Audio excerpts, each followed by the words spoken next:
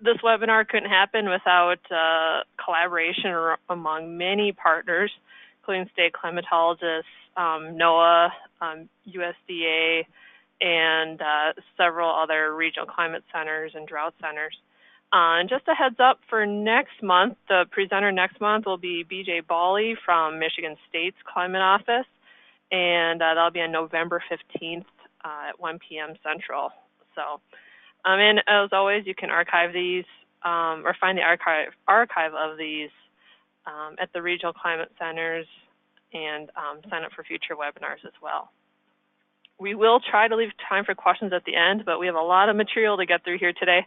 So I'm going to talk a little bit fast so Brad has some time at the end. Here's the agenda, the plan of attack for today, looking at some recent current conditions, some of the impacts we've seen just recently here in the region, and then I'll get into the outlooks as Doug mentioned. There on the right is a picture of some mold in corn from Nebraska from the last couple of weeks as well, reflecting the excess wet conditions that we've seen here across the region. That's starting to have an impact on our agriculture, and Brad will go into some of the details as well on some of that.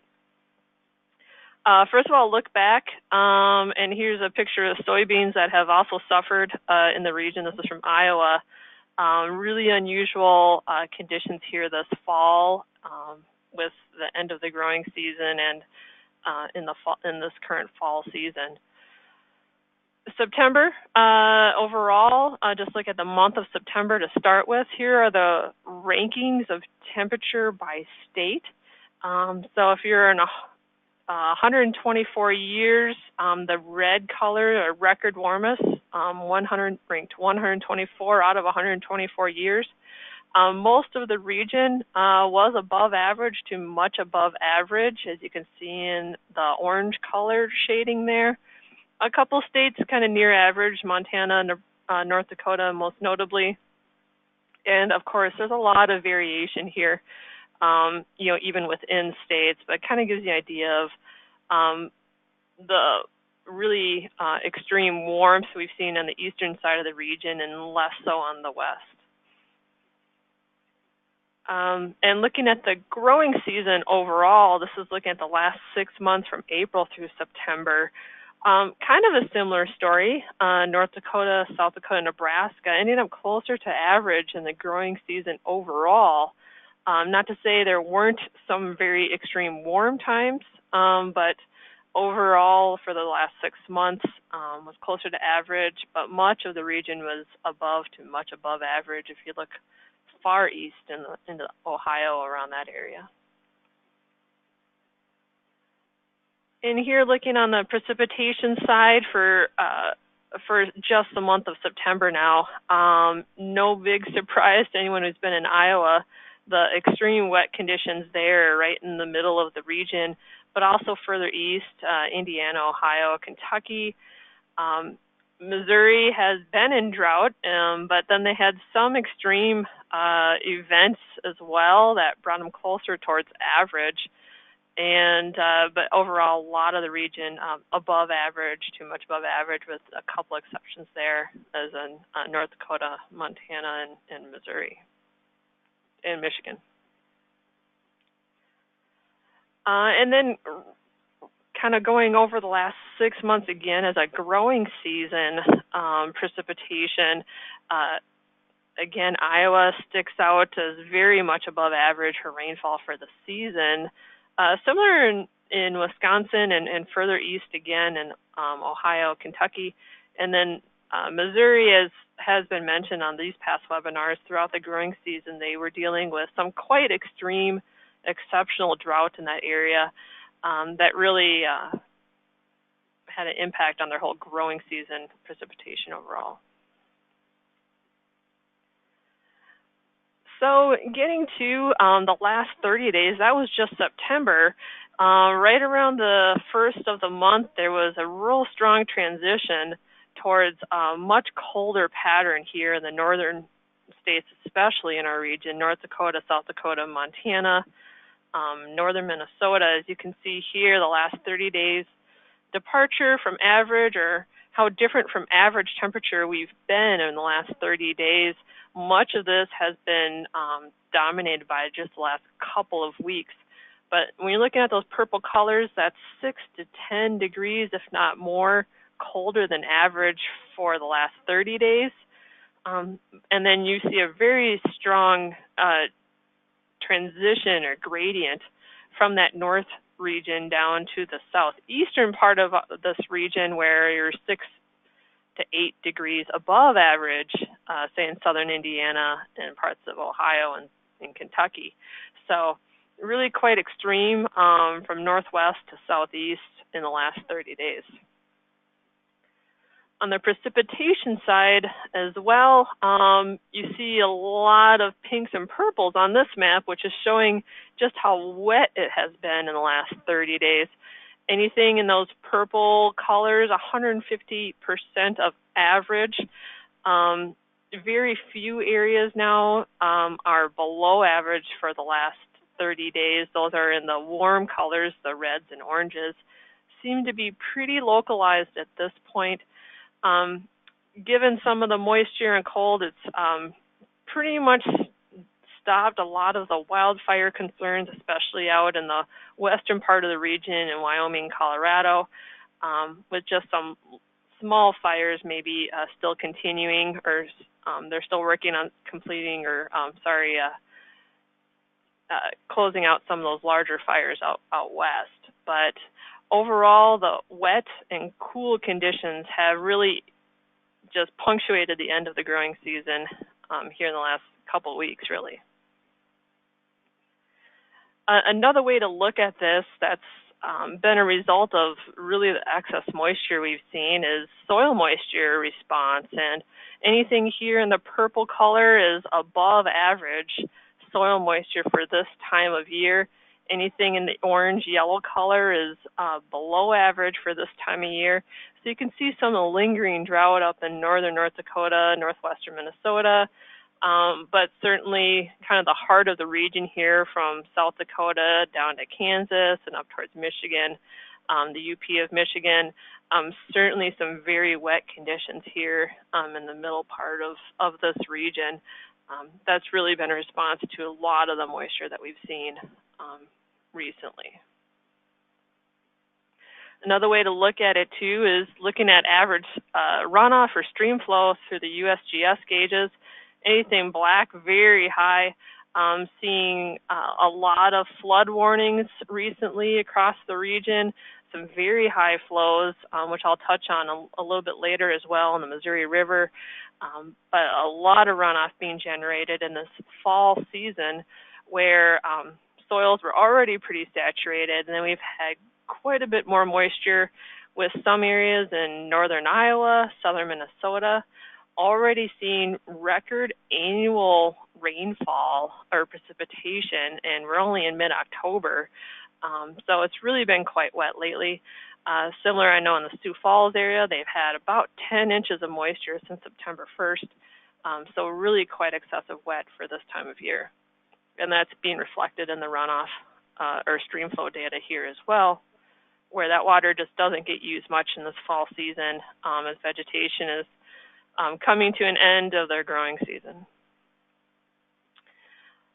Look at the drought monitor. This is the map released this morning, and very little area of drought now, relatively speaking, across the region. Some lingering drought in central South Dakota and in northern North Dakota, and some other parts of the region, including Colorado, which has been battling drought much of the season. But you'll see things have improved much in the southern part of this region here, which I'll show on the next map. Looking at the change from 1 month ago, anything in green has improved since 1 month ago. So there's a lot of green on this map, a lot of improvement in drought conditions by 1 or 2 categories on the drought monitor. Areas that have been expanding drought include Ohio, parts of southern Missouri, and southwestern Colorado. But overall level or improving conditions, which is good news as we get into the winter season, which is the dry season for much of us in the northern parts of this region here. So now looking at some of the impacts, there's been pretty substantial impacts noted in the agriculture sector, especially recently. This is a picture of some snowfall in soybeans that hadn't yet been harvested. This is from southeast Nebraska, I believe, taken just last week. So this was a scene that we saw much across the region with 2 to 6 or more inches of snow across much of North Dakota, South Dakota, Nebraska. A lot of parts of this region where harvest has been delayed due to some of the wet conditions. Speaking of freeze or ending the growing season, I'll show first here the 32-degree map. This is from the Midwest Regional Climate Center. This is through yesterday, so it doesn't include this morning, any areas that had a 32-degree frost this morning. But the colors on this map indicate when their first frost occurred. So for much of us, sometime in October, that's anywhere in the green color. Late September is anything in the light blue. So much of the region has already had their first frost of the season. I know in South Dakota here in this part of the country wasn't too much off of the average date. But it sure came quick, and then we hit our 28-degree frost. That's this map as well. So we had a hard, not just a frost, but a hard freeze, a killing frost, you might say, across this region in October. So, it's slowly catching up with folks in the southern and eastern part of our region as well as we get later into October, pushing November. Just to linger on the cold temperatures here for a little bit, it's been really near record cold in the northern plains up here in the Dakotas especially for the first 2 weeks of October. And you can see here just the last 2 weeks, these purple colors are now showing 9 to 15 or more degrees colder than average for the first, since October 1st. And that's really quite extreme for this part of the country. Both Fargo and Aberdeen had their coldest October 1st to 14th, so first half of the month on record in over 120 years of record. In many areas up here, October 2009 holds the record for that same period for October 1st to 14th. And even if they're not coldest, a lot of locations are coming in at second or third coldest start to October behind 2009, which was another challenging year for agriculture as well for fall harvest. Other areas around the region have had lows in the single digits in Colorado and Kansas, and there's been snow, as I mentioned, across the region. The frost, came probably close to average date, but there's been a lot of crops still in the field. There was some early frost damage in sorghum in Kansas, but much of the corn and soybean crop was already at maturity and just kind of waiting to get harvested. So frost didn't damage or end the season as far as growing goes, but it's just a challenge now to get out there and harvest the crop, except for the case of sorghum in Kansas. Looking at the Missouri River, it's been quite an exceptional year here in the Missouri River Basin, especially the upper basin. Looking at now the third highest runoff year for the upper Missouri Basin, behind the two other years, 1997 and 2011, which was the record year. Hopefully we're not anywhere close. I don't think we're anywhere close to getting up into that territory, but certainly a notable runoff year for the Missouri Basin. They're still trying, the Army Corps of Engineers that runs the dams and reservoirs on the river, still trying to evacuate some of that water, move some of that water downstream, but there's been so much runoff in the lower part of the basin that they've been limited in how much water they can release through the reservoir and dam system. Another challenge too is eastern South Dakota, as I mentioned, has had quite a bit of extreme runoff, about 10 times of average now for this time of year. And the three tributaries that flow into the Missouri are the James, Vermilion, and Big Sioux rivers. Those three rivers are unregulated, and so they flow right into the Missouri below Gavins Point Dam. And so that's the area from Gavins Point to Sioux City. They've seen about 10 times average runoff. Seems like now if they can continue to keep those higher releases going, that into late November, around Thanksgiving time, they should be able to move that excess water down through the system, trying to beat the freeze where the lakes freeze up north, hopefully bringing those water levels down before they freeze over. One other concern here too, just given how much soil moisture is out there, how much water, especially in the eastern South Dakota and adjoining areas of Minnesota, Iowa, and so on, might be looking at some potential spring issues as well, just given how much water is out there, and could see some flooding and runoff issues in the spring as we look ahead a few months. One other interesting thing here, now that we've had a hard freeze, mosquitoes are pretty much done for the season, but we have had quite exceptional season for West Nile virus in the region, and this is data from CDC showing how many cases of human cases per county across the region. So quite concentrated there around the Omaha area and up north on the Bismarck area and North Dakota. A lot of the population centers, of course, have higher reports of West Nile, but fortunately now those mosquitoes have all perished with the freeze, and that season should be over now finally.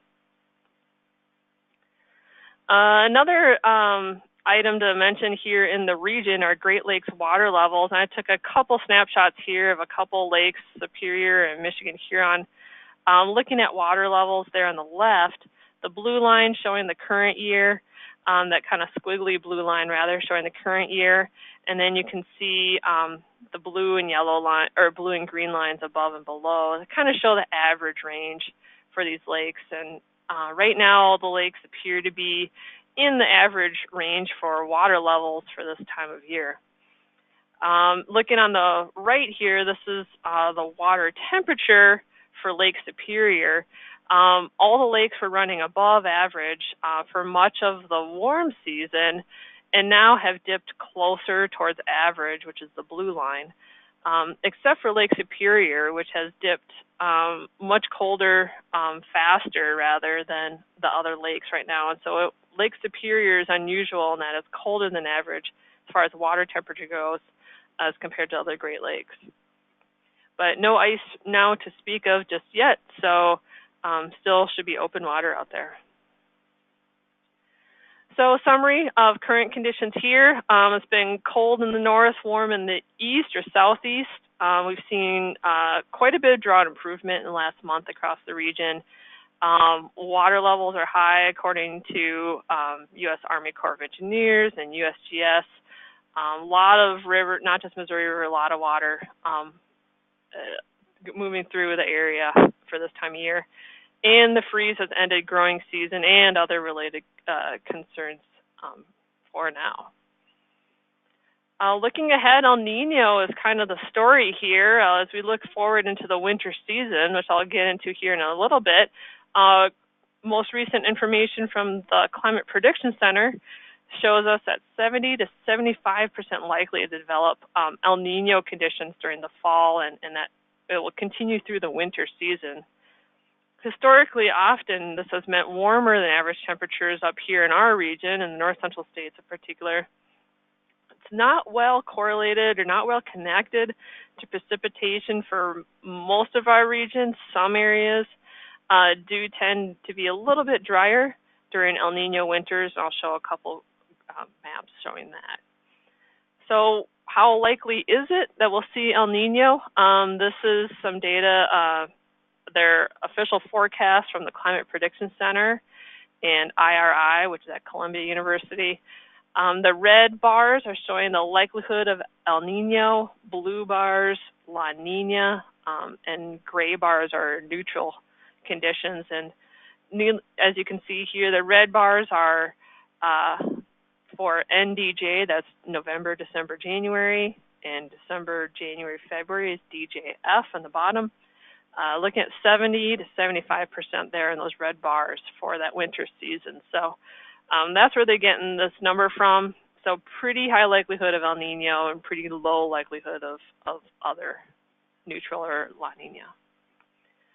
So again, looking historically what this has meant for the country, this is data from NOAA and Earth Systems Research Lab looking at different El Nino years.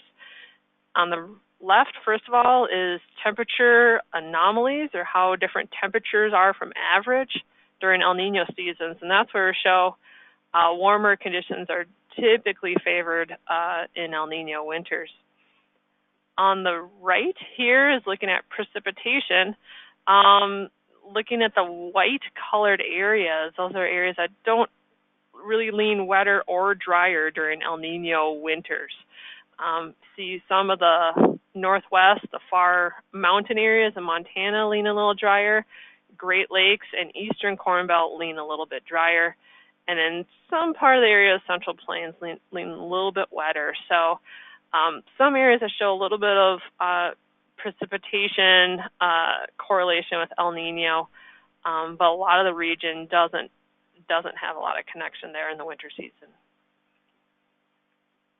So looking ahead at the outlooks, I'll start with kind of the near term, the next 7 days, go out, through the next 2 weeks, month, and season, 3 months or so, looking out in the winter ahead. So starting with just the next 7 days, this is total precipitation forecast from the Weather Prediction Center at NOAA. All that white area, basically dry conditions here from Montana all the way down to central Indiana. Pretty quiet here in the next 7 days as far as precipitation goes. Much of the moisture in the country is going to stay to the south or other places. So relatively quiet weather here as we get through the next week or so. Then the week after that, looking at 8 to 14 days out, starting on the left here, that's temperature. Orange areas, more favored to be warmer in that 8 to 14 days, so that's October 25th till 31st. So leaning a little bit warmer in the northwest part of our region, leaning cooler though in the south and eastern part of our region here. So kind of split from northwest to southeast in the next 8 to 14 days out.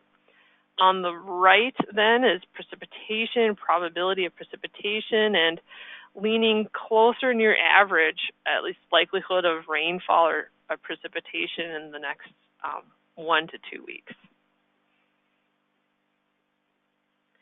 Then stepping out ahead, that gets us to Halloween. Looking out ahead for the month of November, on the left here, leaning warmer than average, more likely for almost everywhere across the country. Just slight chances there, increased chance of warmer than average in November. And on the right, looking at precipitation,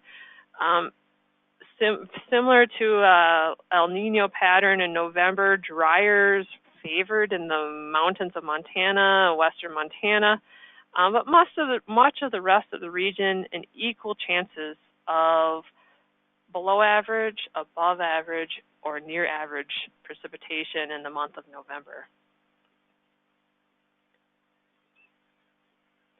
Looking further ahead, 2 more maps like this I like to show you. This is looking at November through January, so bringing all 3 of those months together, what might that look like on average?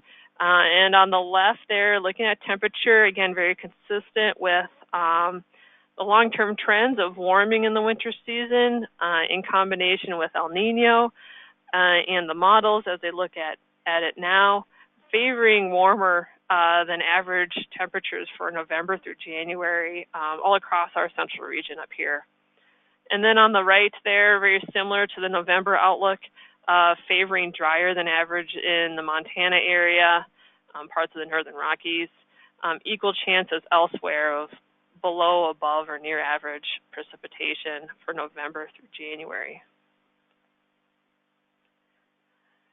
And now here looking at the winter season overall, December through February, so kind of stepping out 1 month ahead. Again, these 3 months all brought together, what might they look like? The temperature map really quite similar, except for the Ohio River Basin, now held in equal chances of warmer, colder, or near average, with much of the rest of the region here now still favoring warmer through February. And then another difference here on the right side is on the precipitation side, where again, Montana, that northwest part of our region, but also now the Great Lakes favored to be below average on precipitation for that December through February time period. If you remember back a couple slides, that's also a common El Nino pattern that we see in the winter season, drier over those Great Lakes regions. So that is a player here in the winter outlooks for sure. Another angle to look at here, we've seen, as I mentioned, quite a bit of drought improvement over the last 30 days, last month or so. And looking out in the next season here through January, the areas that are in drought now are more favored to hang on to that drought as we get into this drier season of the year, this colder, drier season of the year. Often we don't see a lot of changes in the drought situation over the cold season. So this is consistent with what we've seen historically. Some areas, small areas of drought, say in Missouri, Kansas, and elsewhere, may improve to remove some of those drought areas in the next coming 3 months. So a quick summary here, we're officially in the El Nino watch, according to the Climate Prediction Center. Again, favors warmer temperatures in a couple areas drier, the northern Rockies and Great Lakes, as we get later into the winter season. Again, November is favored to be warmer than average all across the region. I looked historically at 2009, that other year that was very cold up here in this part of the country, and it did turn warmer in November. So we have seen very cold Octobers turn towards warmer temperatures in November. So would not be unusual to see that. And then again in the winter, most of the region again leaning warmer except for the Ohio River Basin area. So I think I'll stop there for now. This is just some links, some highlights where you can find some further information with several of the partners that help put this presentation together. And I'll leave my email and phone number up there for just a minute with some other partners who are there. And Doug, I'll turn it back to you so you can change it over to Brad. Yep, I'll do that in just a moment. Just a couple other quick points, and I think we have some things we probably ought to talk about or comments from a few folks, and then we'll get to Brad, and I'll do it as quickly as I can. One thing is when we show those maps of probabilities, and maybe go back to one of those, let's say December, January, February of the El Nino, or I'm sorry, of the winter outlook, note that the shading does make a difference, and when you have a very light shade of whatever color, it means the confidence of the guy who did the outlook probably wasn't extremely high. So that confidence is reflected in the percentage there.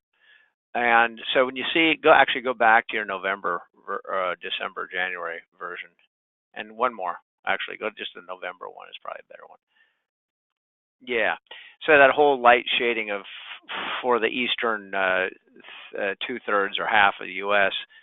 really means that there's a slight chance of greater or a slightly better than normal chance of warmer than normal temperatures, I guess I'd say there. So it's not a strong indicator to me. Now in the west, it is a stronger, much stronger sort of probability. Same with the precipitation, all the way through all these outlooks. A lot can mess with that. You're still going to get some cold plunges in the winter. And it's still going to get cold in some places. It really there's a lot of things that can sort of mess, if you will, with the El Nino signature. So just be prepared. Just be prepared when it doesn't all work out the way we forecast it, which is not a surprise, I suppose. Just a few comments from the line, and then I'll get back to Brad here in just a second. Dennis Longknife up in Montana, who's had to go through incredible drought last year, and then a lot of wet and coolness this year, points out that they had incredible crops of service berries and chokecherries for the main native foods for their tribe, and that they had a late growing season and a record snowpack because they were so wet, but it didn't take long for the summer to heat up and get everything going. And then Bryce Anderson asks, could you comment on the stationary ridge of the southeast during September into early October? Seems to me that feature helped produce the big temperature differences and rainfall. I'll add to that, Bryce. We saw plus assisted in the heavy rain and didn't get dislodged until Hurricane Michael fired up last week. Yeah, so just to be quick about that, there was a strong what we call subtropical high or Bermuda high, and often when those things sort of move inland a little bit, like that high pressure did, it pushes moisture right out of the Gulf straight up into the Midwest or into the central part of the U.S. That can lead to really heavy rains, especially if nothing moves. And you saw it didn't move, and you were quite right about that. Whether Hurricane Michael disrupted that flow or not is I'm not sure. I would say that, but it could have pushed things along a little bit. And then you saw a big temperature dichotomy between where we were with record cold or near record cold temperatures and extremely warm temperatures on the East Coast and places east of, say, St. Louis and such during that time.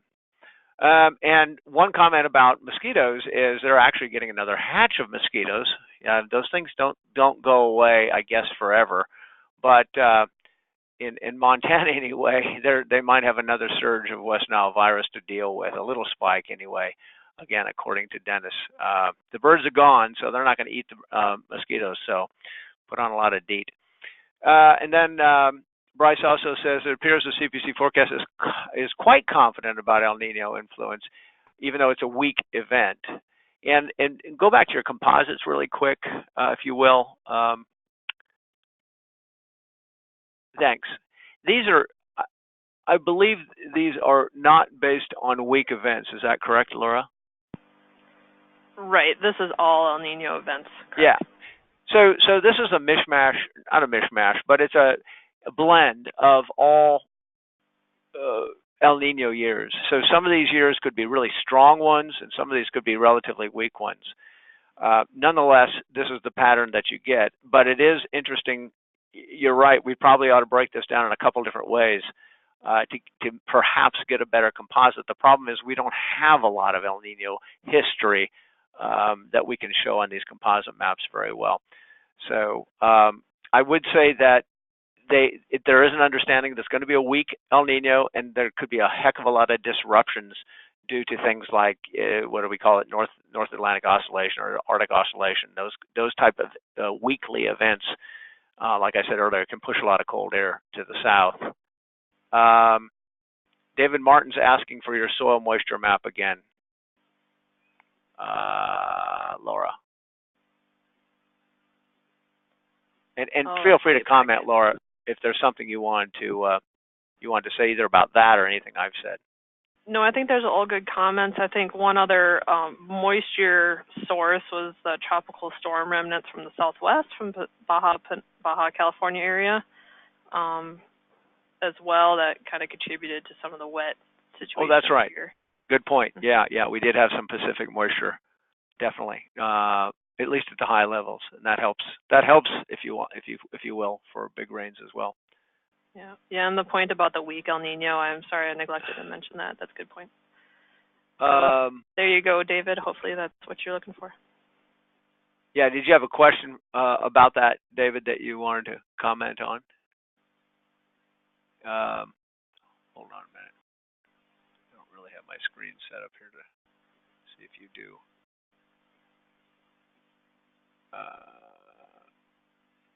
Oh, I can't unmute you, so you'd have to type in another question if there was another one. I also had a question from John Harris. Could you put the web link page? That's the second to last one, I think it is. Okay. Sure. Up. Okay.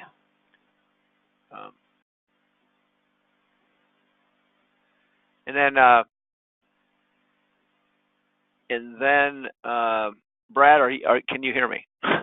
Yes, I can. I can hear you too. Yeah, I'm on. Okay, good.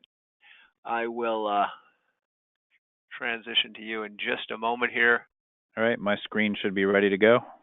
Okay, hold on.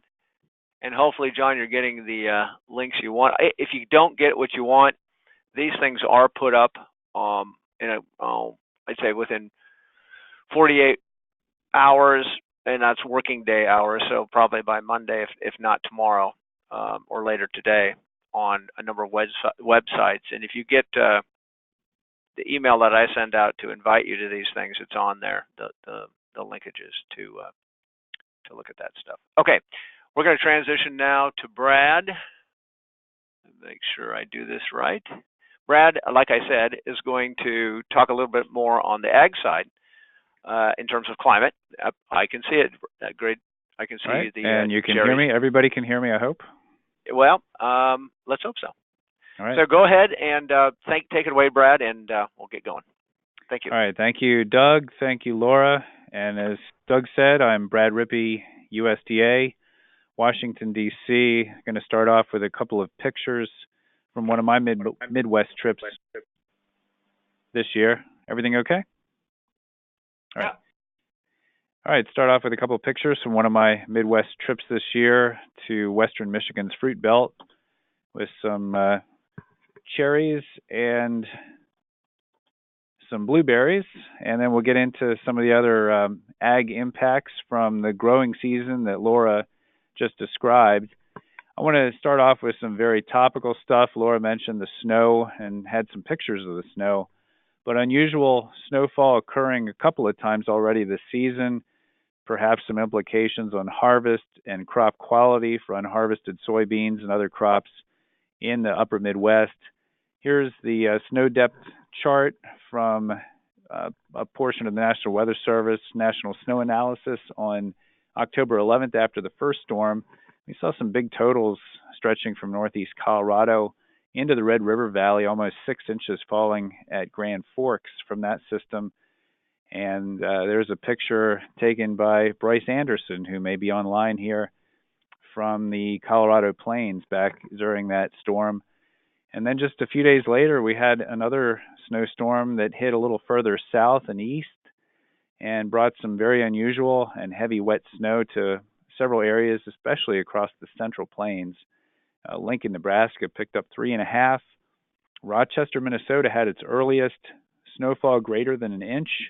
And we had our earliest measurable snowfall on record in a number of locations. It wasn't a whole lot, but it was measurable in Wichita, Kansas, and Kansas City, Missouri. A Kansas City snowfall broke an early snowfall record that went back to 1898, 120 years ago. And as Laura mentioned, we did have that widespread freeze that reached all the way down through just about all of Kansas, the better part of 2/3 of Missouri and Illinois, and then more recently has reached into the eastern part of this region. And that effectively has ended the growing season. The good news being that most crops, not all, but most, fully mature during these freezes, thus sparing producers a significant freeze damage event for the most part. More on that in just a few slides. Now, I do want to just mention briefly The overall drought picture, again, Laura touched on this, but we have seen tremendous rainfall for the most part across the central and eastern United States in recent weeks, and that has brought the total U.S. drought coverage, even including the West, down to less than a quarter of the country, 24% on the latest U.S. drought monitor, which came out this morning.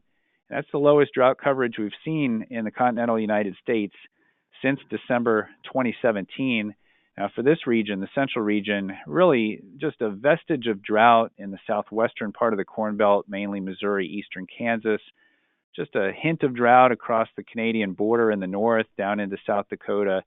And the only real significant drought for our area of interest is as you get back into southwest Wyoming and into Colorado, moving into the Rockies and beyond. So really drought not that big of a player as we move into the later into the fall season. Bigger story right now are the topsoil moisture surpluses that have built up during this wet spell the last several weeks. According to USDA NASS, subjective topsoil moisture rated surplus on October 14th, Iowa topping the list there in the Midwest, 60% surplus, 42% in Minnesota and Wisconsin, 37% in Michigan, and 35% in Kansas. That's some pretty hefty numbers. It really explains why we've seen a virtual standstill to all field work in this Central Plains, Upper Midwest region over the last couple of weeks. Now, on the flip side, we've got some topsoil moisture shortages as you run into some of the western parts of our region of interest. Wyoming kind of tops the list there, 54%, very short to short. But really, all the drought is pretty much gone from Missouri at this point, just a few pockets left. And you really have to get into the Canadian border states to find significant topsoil moisture shortages in terms of the northern plains. Now, getting to some of the individual crops, this is the corn section here. Those yellow numbers represent the typical production percentage as compared to the U.S. total. So as you can see, Iowa, for example, the number one corn state, 17% of the production on average between 2010 and 2014. Now, looking at the latest yield forecast, don't pay too much attention to the reds and blues. That just represents the change from last month's crop production report to this month. So most of the changes are fairly negligible. What I do want you to look at are the circled states, and that represents states that are expecting record corn yield for 2018.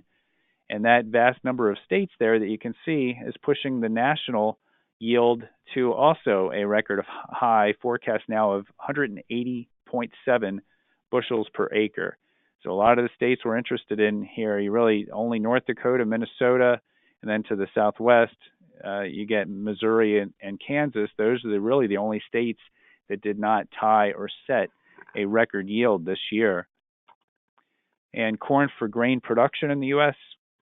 should be number 2 this year if the October numbers hold up. 14.8 billion bushels. That would be behind only the 2016 number of 15.1 billion bushels. And it's really the 6th year in a row of really hefty corn for grain production in the U.S., all the way back to the post-2012 drought. Corn condition has been pretty good for most of the year and rather steady, comparable to what we saw in 2015, a little below 2014 and 16. I still have 2012 on there for comparison. This is just a simple weighting index based on the USDA NASS weekly condition numbers, a 43210 rating system. Nothing terribly scientific about it, just a way of looking at it. Now, corn conditions, as of the latest report, 68% of the crop is rated good to excellent. That's up 3 points from this time a year ago.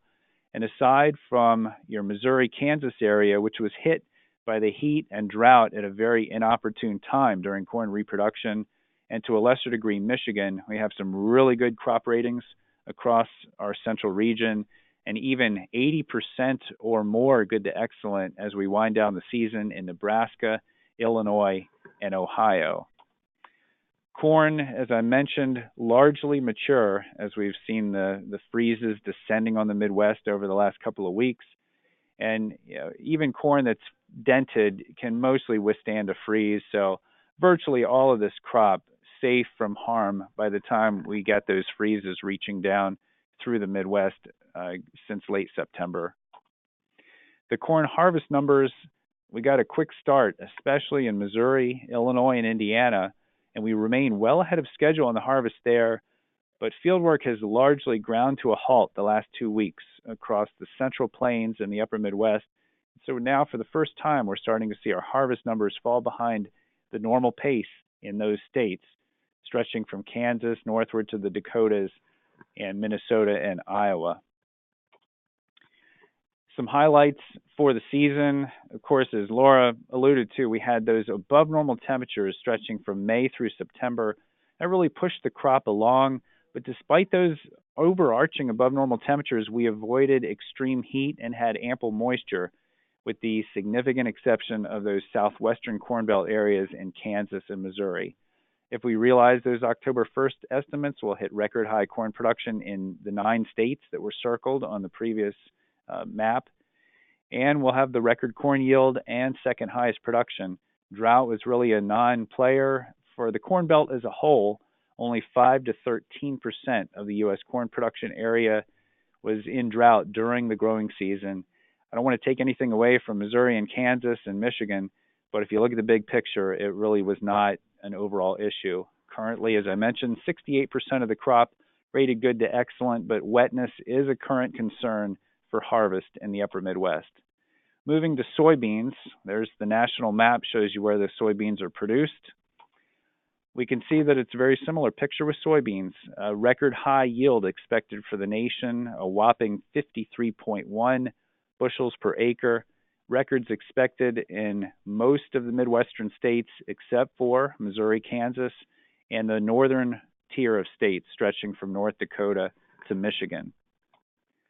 Soybean production, though, is expected to be easily a record high, almost 4.7 billion bushels in 2018. Conditions running quite high compared to other recent years, a little below 2014 and 16, but besides that, pretty much unparalleled in recent years. And the soybean condition looking overall pretty good. About 2/3 of the crop rated good to excellent. You can see the impact, though, of the drought in Kansas and Missouri. We had some lower numbers coming in for the condition ratings out of North Dakota as well. Again here, the frost coming in here in late September through mid-October, not really affecting the crop as the vast majority was already dropping leaves by October 14th. And the harvest, this is really the big story, I think, for harvest right now. Soybean harvested, like corn, ground to a halt in the upper Midwest under this wet regime over the last couple of weeks. We have now fallen more than 30 percentage points behind the 5-year average pace in 4 upper Midwestern states, the Dakotas, Minnesota, and Iowa. Better progress as you move to the south and east, where it's been a little drier, a little warmer. So we've gotten more than half of the soybeans out in Illinois and Indiana. Overall, 38% harvested by mid-October. 5-year average is 53%. And there's a look at how the soybean harvest nationally has progressed. And you can see we've really not done much in terms of making progress the last couple of weeks. We've fallen far off that average curve and compared to the last 5 years. So the soybean highlights: warm weather after May 1st, hastening crop development, record high in 7 central states if October 1st estimates are realized, record high production and yield for soybeans expected this year, drought affecting just 7 to 18% of the production area during the growing season, and cold weather, a big concern as the harvest has languished the last couple of weeks. Despite that, 66% of the crop still rated good to excellent. There's a picture from northeastern Iowa, Chris Prees from Bremer County, Iowa, showing some sprouting in soybeans. We've had reports that the beans swelling, cracking the pods. Now we've had the freezes and the snow. There is a risk of pod shattering. Producers, when they get back in the fields, and they are getting back in the fields, may have to go a little slower to prevent loss of beans as they harvest this crop I do want to point out, just in the last week, we saw condition declines falling out of good to excellent ratings 5 to 7% in Iowa, in Kansas, and North Dakota, again suggesting some of these quality issues that we've been hearing about are fairly widespread, it does appear. Just a few other agricultural highlights to talk about. Spring wheat, bounced back really big in 2018 following the worst drought since the 1980s. Production expected to be up 48%, harvest area up 27%. Sunflower production, however, is down 10% from last year. Most of that, though, is a decrease in harvested area. We have winter wheat emerging, but we have had some delays in late season planting due to the wetness. And we've had pretty good emergence, but development of the young crop has been slowed, certainly in northern areas, by the cool conditions. Sugar beet harvest is underway, but certainly has been delayed by the snow, the cold, and rain. Production estimate is about unchanged from last year. Sorghum production up a little bit from last year, and rangeland and pastures have been, for the most part, in good shape, but we did have the drought in the southwestern Corn Belt. We've had some lingering rangeland impacts in some of the northern areas, northern high plains. Very quickly stepping through those crops, spring wheat, tremendous rebound. Conditions are the best in many years. And there's your 2018 condition line on top. Last year, 2017, is the brown line down below. Sunflower harvest is running behind in South Dakota and Colorado. A lot of that has to do with the snow and the cold and the wetness. Hopefully we'll get back on track there. The winter wheat crop, a lot of that coming from the Central Plains, Kansas, the #1 production state there. Drought has been diminishing. Very little drought left in the winter wheat production areas. That's good news for once this crop has a chance to get established. So, drought's kind of dropped off the radar screen. We had very little drought last year, but drought came roaring in during the winter months and became a big problem for the crop that was harvested earlier this year in 2018. Winter wheat planting progress has fallen behind in a lot of our states. Again, that's really due to wetness over the last couple of weeks. And despite the cool weather, we see emergence pretty much on par with average, but I've heard a lot of reports that the plants are very small and haven't gotten well established yet. So that is a concern.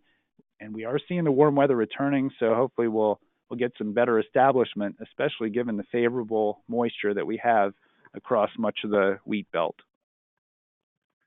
Sugar beets, more than half come from the Red River Valley and neighboring areas, and it has been a very slow harvest to this point in North Dakota and Minnesota. And for the sorghum crop, much of which comes out of Kansas, we have seen pretty good conditions, certainly better than last year in Kansas and points north. The real problems are outside of our area of concern, getting down into Texas. And we've heard the talk about the maturity issues and freeze damage potential. Certainly in Kansas, maturity is pretty much on par with average, but there's still 20% of the crop not fully mature. So that's where we're getting the reports of potential freeze damage as the cold weather settled in very quickly earlier this week. And then finally, the sorghum harvest has been delayed across the Great Plains due to the oft-mentioned wetness and cold weather that we have seen recently. Pasture and rangeland, lingering drought impacts in Missouri and across Montana and North Dakota, taking a bit of a toll, but otherwise, our rangeland and pastures are looking pretty good for this time of year across the central U.S. Colorado also, especially as you move further west in the state, we do have some big problems there as well due to the drought.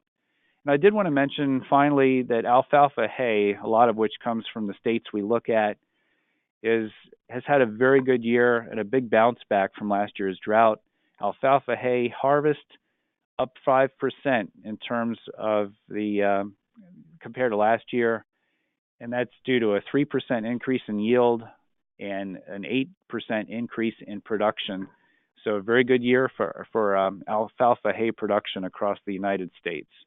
And with that, there's my contact information. I'll turn it back over to Doug, and I think we have time for some questions if we have any at this point. Thank you, Brad. And if I didn't say thank you, Laura, thank you so much. Very good presentations from both of you. Too much information, really, but necessary. So Kevin Stam had a question. Kevin Stam, I should say. His question to you, Brad, was what is the definition of surplus topsoil moisture? And he asks for it in layman's terms. Well, I have the cheat sheet here from NASS that they talk, the reporters, and the definition of surplus soil moisture is fields may be muddy, will generally be unable to absorb additional moisture. Young developing crops may be yellowing from excess moisture. That is from their guide that they hand out to their reporters. And do you know how fine of a detail? Does it only by state that they do that, or do they break it down any further by county or anything? They do it. They do it by county, but that information is protected and it's converted to a state number. A few states still report crop reporting districts. Most only report a statewide number at this point, but it is collected on a county basis. Okay. Another question for you is that how are corn and soybean condition indexes calculated? Yeah, it's just, anybody could do anything with the NASS numbers. And I just assigned a value 0 for very poor, and then 4 for excellent, 0, 1, 2, 3, 4 for the 5 different conditions. And then you just sum those numbers up. So the formula is actually on those charts that I showed. I can go back to it, or we can just, it's recorded. So it's just a simple summation of those 5 different condition levels based on that 0 to 4 index. Okay. There's no particular science to it other than it's just a quick look at conditions, something I came up with.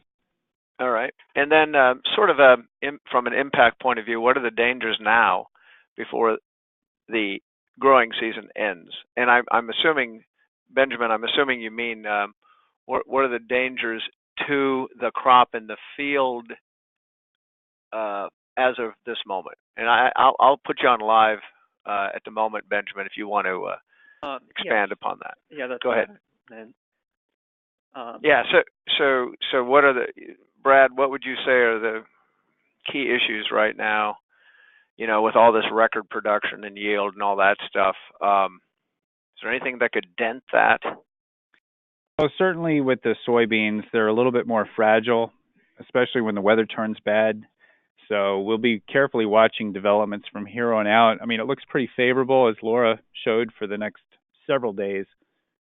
But there are concerns that, if we don't get all of the soybeans out of the field, they can't sit down all winter like the corn can. So we'll be watching for any quality degradations there, especially in the upper Midwest. For corn, the biggest concern there would be lodging. So if you get a big windstorm or a big blizzard, it can knock over the corn stalks, breakage, and makes it difficult or impossible to harvest. So you could lose a little bit.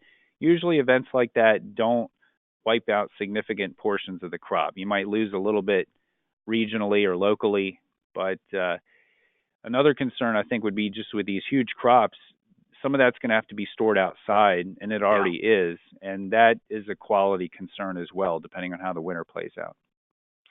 So normally in the plains, when you drive across, let's say Iowa or Nebraska or some of the corn states, you notice we don't normally have mountains in our states, but we do right after harvest, and they're tens, if not 100 feet high, of corn sitting outside. And in some places it gets covered, in some places it doesn't.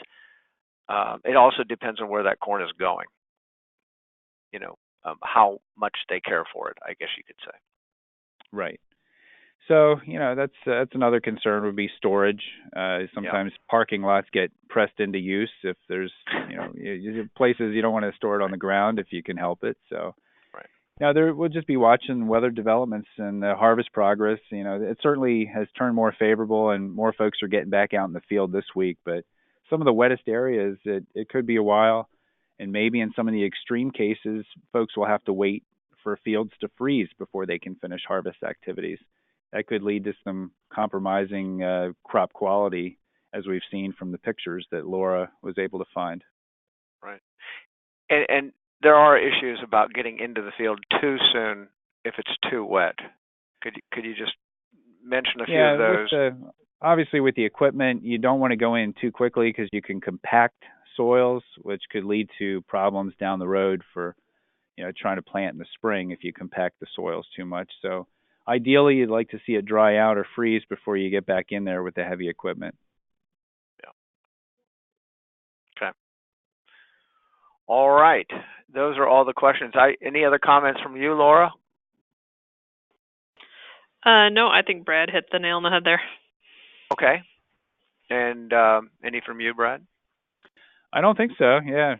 Great job, Laura, and thanks to everybody for joining in today. Yeah, well, thank you, Brad. I know we only have you on once a year, but this seems to be the best time to have you. Next month, the 15th of November, we'll be joined by, the presenter will be BJ Bowley is his name. He's out of Michigan State University in the climate office there. I'm sure we'll have a couple more slides on the Great Lakes, but and maybe a little more refinement to what this El Nino actually means and how it's going to affect us. So anyway, until next month, thank you all very much for attending, and thank both of the presenters very much for your help this time around. And I'm going to stop the recording and hang up. So thank you all.